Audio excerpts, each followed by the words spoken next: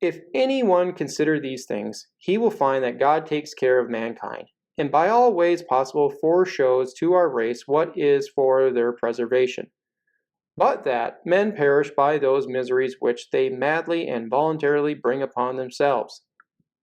For the Jews, by demolishing the tower of Antonia, had made their temple foursquare, while at the same time they had it written in their sacred oracles that then should their city be taken as well as their holy house, when once their temple should become foursquare. This reference, without question, is Daniel 9:26b. And what Josephus is saying is that the Jews had such messianic fever and expectation going on is that they totally forgot and missed the part that Daniel also said that one day Jerusalem and the second temple are going to be destroyed again. This solidifies that our interpretation in Antiquities is correct in that Josephus saw the 70 AD fulfillment in Daniel 9:26b. So, Josephus says the Jews forgot this prophecy, and he follows this up by saying, but now, what did most elevate them? That is, give them the courage and the confidence to undertake this war against the Romans. Well, it was an ambiguous oracle that was also found in their sacred writings, how, about that time, one from their country should become governor of the habitable earth. The Jews took this prediction to belong to themselves in particular, and many of the wise men were thereby deceived in their determination.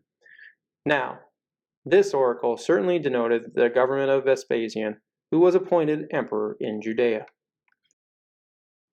The appointment in Judea is in reference to the fact that Vespasian was declared emperor by the Roman military during the siege of Jerusalem.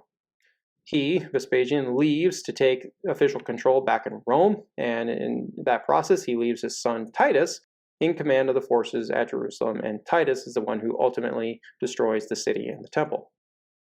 In another great article, Roger Beckwith speculated back in 1981 that Josephus was thinking of the Son of Man from Daniel 7:13.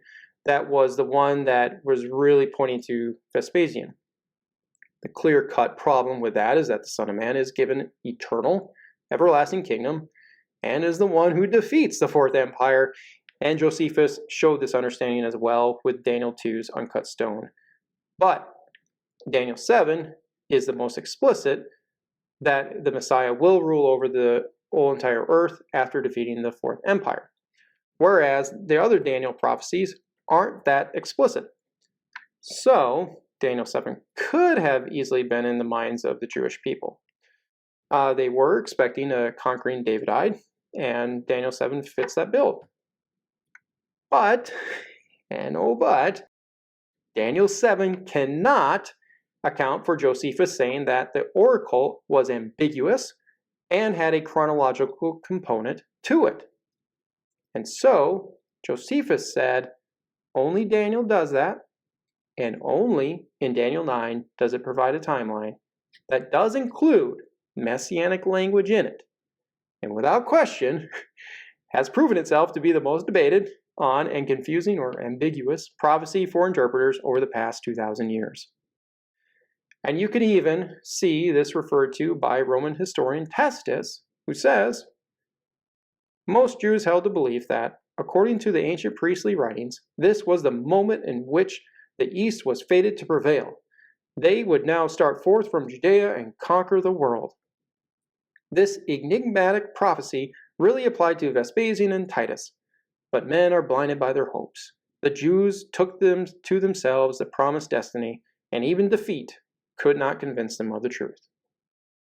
Also, Suetonius wrote on Emperor Vespasian saying that a firm persuasion had long prevailed through all the East, that it was fated for the empire of the world at that time to devolve on some who should go forth from Judea. This prediction referred to a Roman emperor as the event showed, but the Jews applied it to themselves. Both Tacitus and Suetonius' statements reflect Josephus's and makes it clear that the Jews were thinking of the Fourth Empire's destruction at that time and were using the 70 weeks prophecy as their basis. This explains why there was such messianic fever going on in the 1st century AD, and so many Messiah claimants or people who the Jewish people saw potentially as the Messiah at that time. And Ben Zion Wacholder wrote a great article about how all early 1st AD messianic movements were tied to the 70 weeks prophecy, and the timing of them occurred in conjunction with sabbatical years. All of this demonstrates that Josephus' statement is 100% alluding to Daniel's 70 weeks prophecy. His allusion doesn't let us know if he, Josephus, personally saw the 70 weeks messianically prior to or after the 70 AD destruction. His view could have changed. So, for our purposes here, is that this is all we can definitively chart out for his view. We don't know where he was starting from. We don't know if he possibly had a gap in mind with the 70th week being still a future event. It leans that way, I believe, but at the end of the day, we just don't get a clear-cut overall opinion from him. But the one thing that we can most assuredly say is that his allusion shows that the pre-70 AD Jewish people saw the 70 weeks messianically and were expecting the Messiah's arrival in that time period.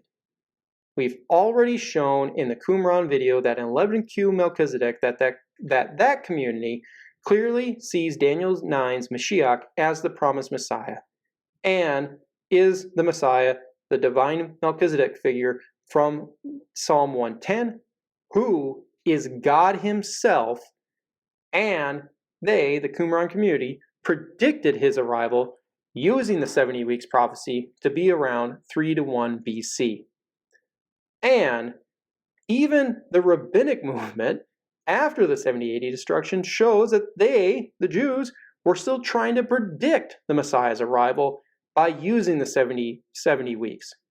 Because Megillah 3a says that the reason why Rabbi Jonathan ben Unziel was denied permission to translate the books in the writings, just to break in here quickly, is that this is in reference to the 3rd section of the Tanakh being translated into Aramaic by Rabbi Jonathan for his Targum that has Daniel fallen in the writings section. Back to Megillah 3a, where he was saying that this was denied because it has in it a revelation of the end when the Messiah will arrive. The end is foretold in a cryptic manner in the book of Daniel. So, you have Jewish interpretation before and after 70 AD consistently saying that the 70 weeks prophecy is about the Messiah and it does predict his arrival. Which begs the question to all the naysayers out there is, how much more proof do you really need that this is about the Messiah? Because, let's just be honest with ourselves here for a little bit, with a little bit of logic thrown in. Since Daniel 9:26b is about the 70 AD destruction, and Daniel 9:25 through 26a is about the Messiah's arrival, is that logically it means that his arrival had to come before 70 AD. And I really doubt that I need to elaborate on which candidate perfectly falls within this time period. Reminder, hit the subscribe button below, turn on the notification bell, hit the like button, and leave a comment. And don't forget to visit us at justscripture.org. But in the meantime, stay salty.